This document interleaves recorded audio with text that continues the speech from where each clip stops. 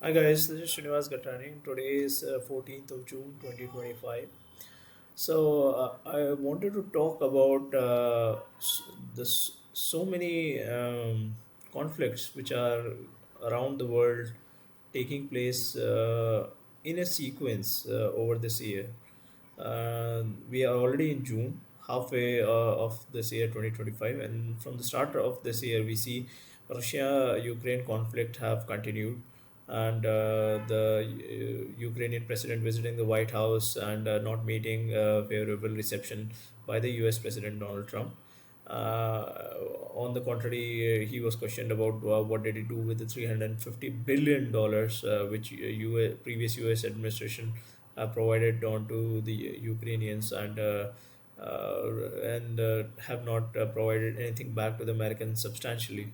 That is still being continued. To add to this conflict, we had the India-Pakistan conflict, which started with the terrorist attack in Kashmir, and then there was a retaliation from the Indian side, which was met with another retaliation from the Pakistani side. Went on for 3 days, was came to an abrupt halt. Where President Trump credited himself, saying that he was the one who made calls from both sides to initiate a ceasefire, which would probably be true because that's how the news has built up over a period of time. And then after May, in June, we saw yesterday a full blown warfare between Israel and Iran, and where Israel strike onto Iran has effectively neutralized all their possible nuclear facilities, as well as they have taken out the top brass of the Iranian military. And effectively, the Iranian military has been blown to dust. And although there was a retaliation from the Iranian side as well late night, and some of the rockets were able to breach the Iron Dome. Um, so this is a fresh conflict which started yesterday. In tandem, the U.S. is have been flirting with uh, designating Muslim Brotherhood as a foreign terrorist organization for a period starting from 2015. They made some 5 or 6 attempts in a period of 6 years then, and then there is a renewed attempt now this month. Um, Hamas is already a foreign terrorist organization designated in the US, but we see that Hamas has infiltrated the minds of a lot of students across here, the Western universities in America, in the UK, and we see Islamization getting mainstreamed in the West. The people who have come from troubled Islamic countries have taken up big offices like the mayor of London, the one running for the mayor of New York, and so on and so forth. So there is a pent up tension uh, being built into the system. And at the same time, in this year, after President Trump taking his 47th presidential office, we have seen the, the sentiments moving on to protectionism uh, uh, on a race basis, on a religion basis. The white people who have been thumbed down with guilt of their race for so many decades uh, are saying enough is enough, and they are resurrecting kind of. And it is their expression is being channeled through the religious funnel, uh, reviving some kind of a Christianity Christian ethos in in Europe as well as in the US, in the UK as well. So how relevant or how involved are these things, this religious based things and the military conflicts which are happening across the globe? So I noticed one particular point in all the military conflicts which have happened in the last 6 months are that they are all very subdued. There is a lot of content built onto the internet. There is a lot of sentiments being built across the internet by various agencies who are involved directly or indirectly with the war, and then they are doing some kind of engagement farming to see who has what kind of sentiments. But they have not really actively gone full mental into a full hot war, because today we witness some kind of a modern warfare where the weapons have actually diminished in size and stature, and have become more cheap, and have the capability of taking out much expensive conventional weapons, like a drone taking out a tank which costs in millions, and a drone could cost say in a few $1,000s. So there is some kind of a modernization of warfare, and then AI data has come to play for the warfare activities. Drones are being used, drone jammers are being used, and then there are drones which cannot be jammed are being used, and these iterative cycles are intuitively enhancing the warfare on either sides as and when they happen. Ultimately, the countries who are at war are modernizing their war weaponry much faster than the rest of the folks who are not involved in wars as yet. But um, is this are we really have we really stepped into the World War III, or is there a peace narrative which is building somewhere? So US has been talking about peace ever since President Trump took office from this January in 2025, and he says he wants to be a peace president, and he's talking peace. He told the president of Ukraine that the Ukraine-Russia war has nothing to do with President Trump. It's Biden's war, and President Trump wants them to stop the war as soon as possible. And he has quoted multiple times that so many young men are dying on both sides, and he doesn't like it. Nobody wants to see young people dying. At the same time, President Trump has also talked about bringing peace by strength. That's peace through strength. That has been his tagline and his administration's tagline. He, President Trump saw the military rebuilding very fast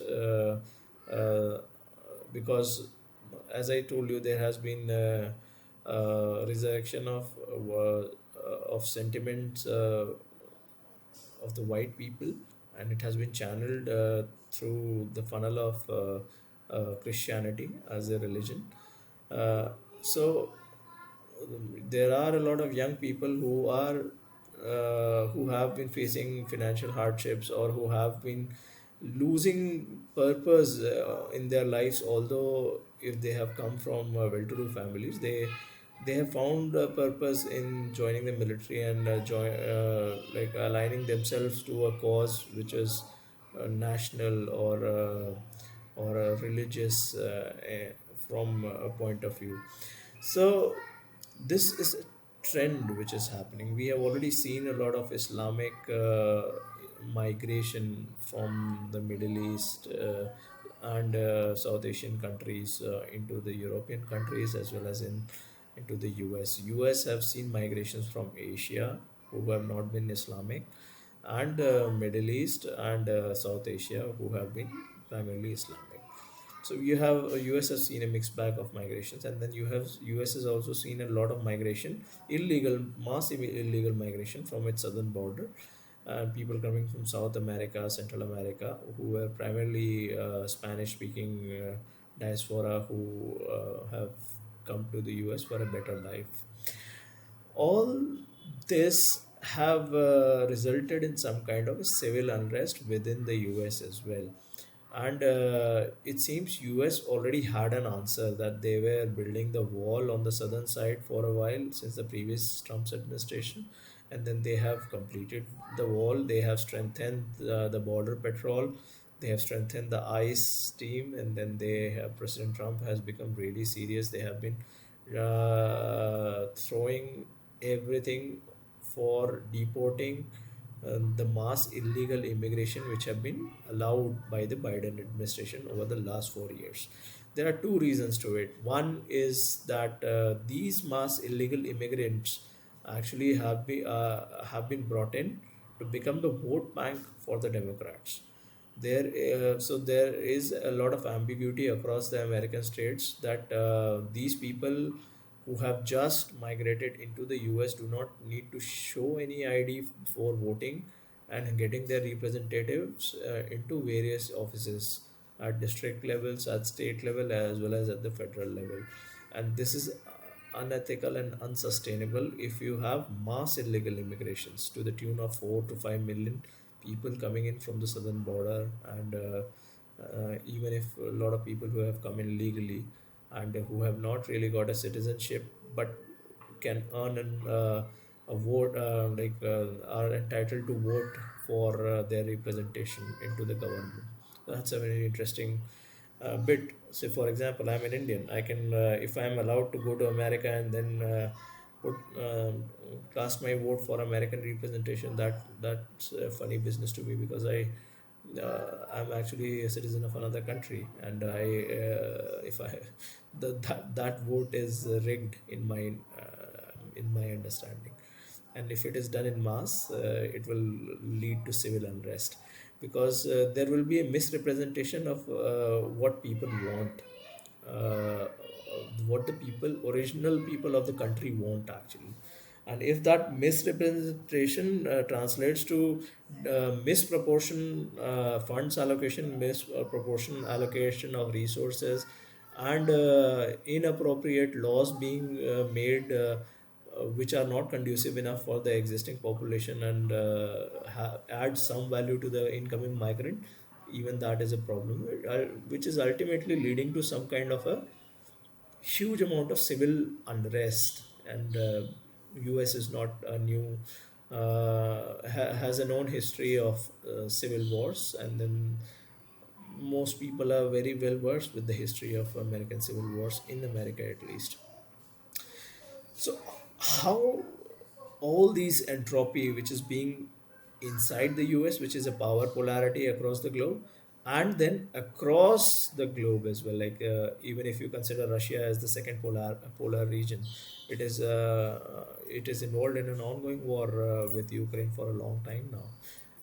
If Russia is disturbed, if the Middle East is disturbed, now India Pakistan is disturbed, and there have been talks about Korea Peninsula getting disturbed, and ultimately Taiwan and China. If all of them get disturbed, at some point in time, if the entropy goes out of control, there will be there is no telling what happens, because now the countries are equipped with nuclear stockpiles, and even if they are not used, the conventional weapons of the past decade are big enough to destroy cities at within a very short period of time actually.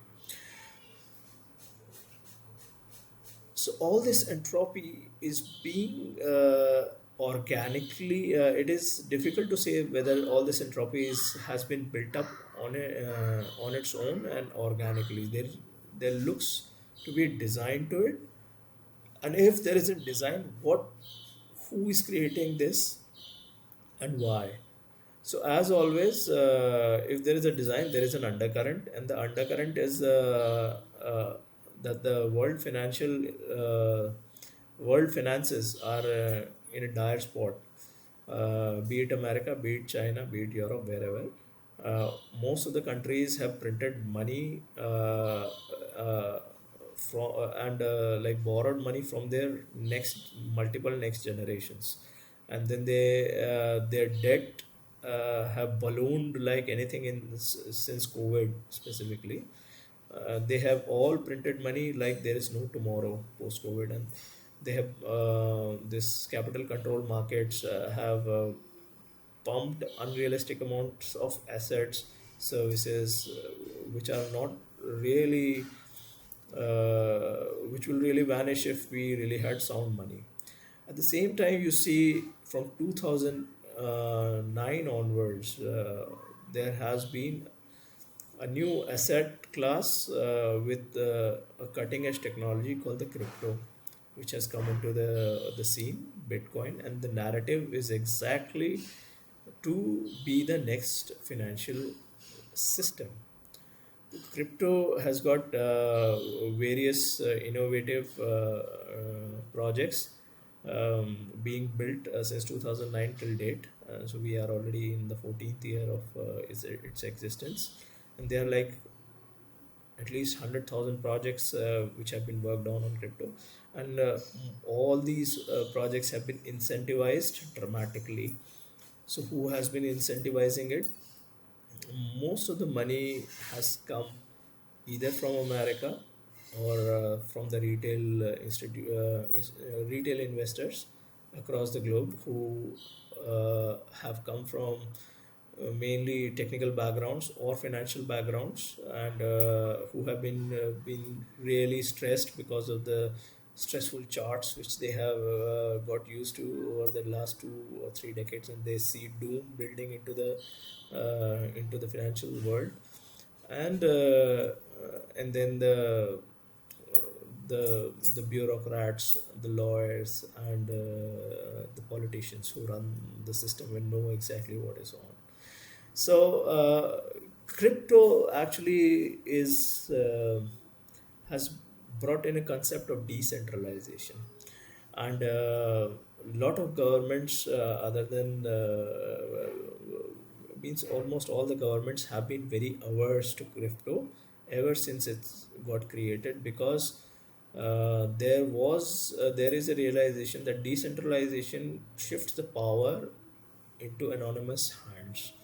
So initially, the governments made their attempts to regularize crypto, and then they quickly learned that uh, crypto has got layers and layers of anonymity which it can build itself into, and it is very difficult to know exactly who's holding what, where is he transacting, where is he sending this and that. Although in blockchain everything is public, but the public addresses can be anonymous, and then you are not limited by a single address. You can create any address, and with some fancy tech work, you can avoid mask your IP and hide it from multiple authorities. There will be some really smart agencies who can exactly pinpoint your identity along with the address, but then not all can do that. Most of them cannot. So this is actually a dire situation for the governments, because tomorrow, with all this entropy which we talked at the start of the video, like the destabilization being brought in because of the wars, destabilization because of the financial situations, the trade has got impacted because of the tariffs which US started talking about since April onwards, because uh, not many people knew that there have been tariffs uh, on applied by most of the countries onto the US products actually, and the US have been having almost near about zero tariffs or no tariffs when it was trying to ship its product to all these countries. So US is the world's biggest market, and it consumes everything which the world has to create, and the world has been surviving on this for a very long time. So now President Trump announced that he wants to have reciprocal tariffs. So the tariff is also building into the entropy of a crash actually. So we have hot wars, we have cold wars, we have financial disruptions, we have trans, uh, trade disruptions, and then we see the currencies of all the countries have been falling against the US dollar for a long time. At the same time, gold has been, which is supposed to be the asset of the doom times, have shot up, and it's making new all-time highs every passing week or two since the last 2 years. Uh, the oil has been kept steady because of the war situation, and there are countries who are dependent, like Russia, Iran, and other countries who have been dependent on the oil pricings, and then they have tried to cartelize and kept the oil prices up. But it is to a certain level when the America wanted it to drop, things like that. But it has been kept a little more steadier than gold. So now, why am I making all this point is that there is a technological asset which the governments don't like, that is crypto, and it has not gone away because the governments don't like it. The large governments like China, India, Russia, and so many other governments have tried to ban crypto over and over a period of time, but people have, whoever have made an attempt or so, have dabbled into it. Now, if we see yesterday's war, like Iran nearly got decimated. Now there will be a regime change coming in within a month or two, or three, and this regime change will ultimately have to adjust its central banking, and there will be possibly a new currency, or the currency will see a new underwriter, and if that doesn't happen somehow,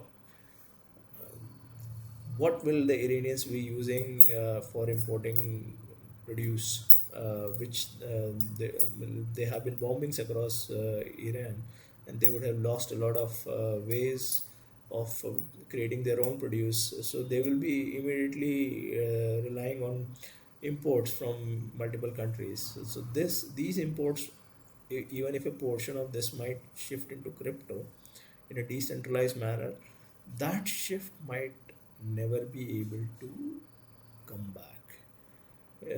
So, for example, there are US backed or US dollar backed stable coins which have been around to the tune of 160 or 170 odd billion dollars, which have been circulation across the globe. And a lot of, and then there are many other stable coins other than USDT, the Tether company based out of El Salvador as of now. So in total, probably it will range around 200, 220 billion dollars. These dollars uh, can land in any country, and can be traded very swiftly over the internet. Now, say, okay, if the government feels a threat to its existence, it might shut down the internet. What will the crypto users do then? So that happened in Iran yesterday, and Iran shut down the internet to avoid any kind of misinformation being spread across the people, and to avoid widespread panic or so. And Elon's Starlink was quick enough to beam its services into Iran right away within an hour or two. So if anybody who has got a Starlink receiver in Iran can have access to the internet backup, and slowly and over time, these satellite communication services will be made available over phones, not slowly, I think very swiftly. I have read stories about Apple building this satellite communication receivers into their devices since back in like 5 years or 4 years back, and it won't be a huge thing. We have seen, I have myself personally seen what satellite communication device is back in 1990s, so it's not big deal. Actually, the technology has been around for a very long time, and it can be done at a scale and a palatable price point. So w- now what does all this mean is basically, once the power is decentralized and moves on to uh, anonymous sources. Like if there are say 100,000 people in a country who have been marred with such entropies, financial disruptions, and hot water disruptions, and migrations of people because of these such and such problem, and these people who have migrated to different places have started relying on Starlink services and crypto for their daily needs. And there are say 100,000 people of such sorts. No government will be able to catch hold of these people, because these governments are still dealing with the entropy, and they will not be given time to get stabilized again. So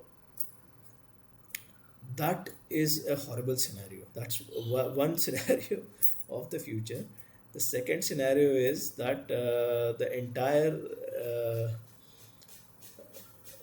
or let's chuck the second scenario, let's concentrate on this scenario. So this scenario is also very dangerous, because if there is anonymity on who's using what, having what, at a place which is very volatile, this will result in fiefdoms being set up, and then there will be small pockets of groups who will form and try it will be kind of absolute abject lawlessness in those places, where and there will be absolutely no place for humanity there. It means you cannot expect a group of people to just get civil immediately, just because they are able to transact and all. If there is lawlessness, and then there will always be elements who will sense an opportunity to harness the lawlessness for their own benefits. So and if these group of people are able to anonymize and start creating nuisances, and are able to grow big and create problems for the pending established countries, where will we go from there? Actually, that means they will they will eventually become a problem to be eliminated. So the okay, I was coming to identity as being the foundation, as a solution to this particular problem. There are two more angles which I want to add to this problems. We have a AI race happening right in front of our eyes as well. So the very well established people on earth, the countries, the institutions, and all, are in a race to build up super intelligence using artificial intelligence. So there are a lot of flavors of artificial intelligence.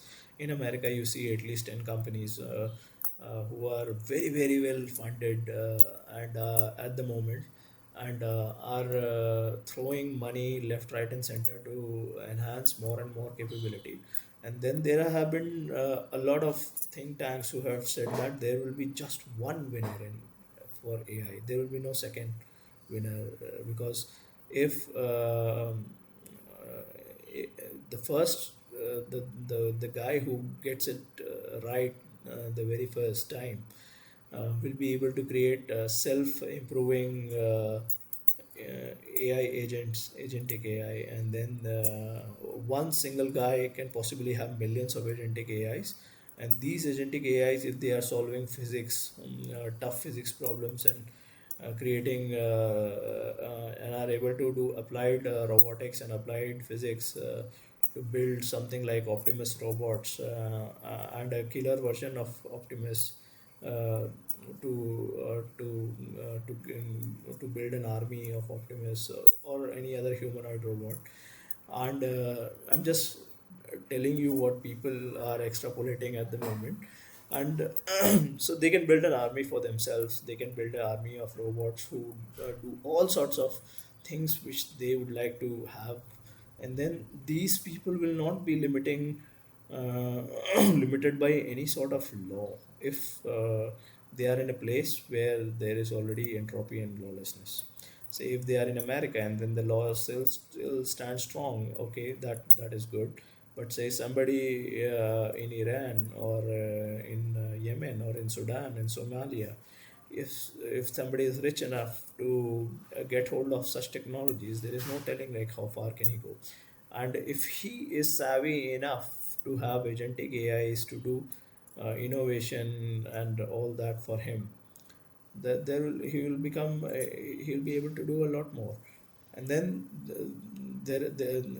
in America there are narratives that in the entire world there will be just one who will have everything. So if they are able to forge a group now, that who all will be a part of that American AGI effort, or the Chinese AGI effort, uh, the things of that those things are also a kind of a angle which are going to play into this. So ultimately the world will have a lot of entropy, a lot of decentralizations, a few governments which are still standing strong, and then there will be lot of places which are having a lot of entropy, no lawlessness, or will have say 4 or 5 regime changes over a period of 1 year, and then there will be mix of robot armies and warlords here and there. I'm just giving you an idea of how the imagery can happen, um, and it is bound to happen. Actually, it is there is very um, um, rare chance that this won't happen, because the entropy is being increased by all these things coming together. The timing is of essence. So how does order play in such chaos? Is All this will be underlined by identity, so the digital identity. Okay, so every robot, everything will have a global digital identity is a solution, which if the country's handshake, even if it is not global, it might start with on a country basis, like a country issues its own identity card, like India has got a digital identity card right now. If push comes to shove, and we have more countries like Sri Lanka or Bangladesh who start losing their regimes, and they are never able to make it back in time, they will ultimately be pushed to use our identity card, or if not ours, it could be Chinese identity cards. So if you get into those identity cards, you will be hooked onto their financial system, and if you're hooked onto our identity card, it will be our identities, our financial system, and it will be a totalitarian system for the big survivors. Okay, we are jumping many places. Now, even in this example which I quoted, there are multiple identities, and then there are warring groups who differentiate themselves on some basis, on basis of territory, on basis of culture, and then they have their own version of totalitarianism. But say suppose with uh, with AI at your helm, if you manage to get distinguished in your power over the very next powerful candidate whom you have been playing with, you will be able to decimate the candidate or all the candidates around you very swiftly. So in order to avoid that situation, um, the the simple solution is to get a global identity instead of having their individual identities, and have some kind of a framework of exchanging value over when the identity is known. Why identity? Because if you are able to identity and verify somebody, and then they abide by a certain set of laws which comes with those identities, you have order. Or else, if you do not have any accord, you have chaos all the time. And with all this entropy and the unknowns which we are getting into, the smart thing is to get onto the table when the number of entropies rise, or if you are very smart enough, submit to the absolute power. That is, and if you are able to envision where the absolute power could be, this is an absolute, like, Basically, that's a superpower which you have. So build the future yourself. If you are not able to build the future yourself because it is so complex and it has so many parameters to it, align with somebody whom you think is building the best future, and help them build their version of the future and be a part of it. Is the best solution. So we have talked a lot about a lot of topics, but uh, since COVID hit, we had a jolt on how the world was working, and since then we have seen a lot of systems uh, being built and a lot of system being ripped apart, and all of this is uh, building up for an epic chaos in the making, and outcome of that chaos will be an order. And so if you are able to position yourself before the chaos, you will be one of the survivors. So do let me know what you think about this weird video. Srinivas here.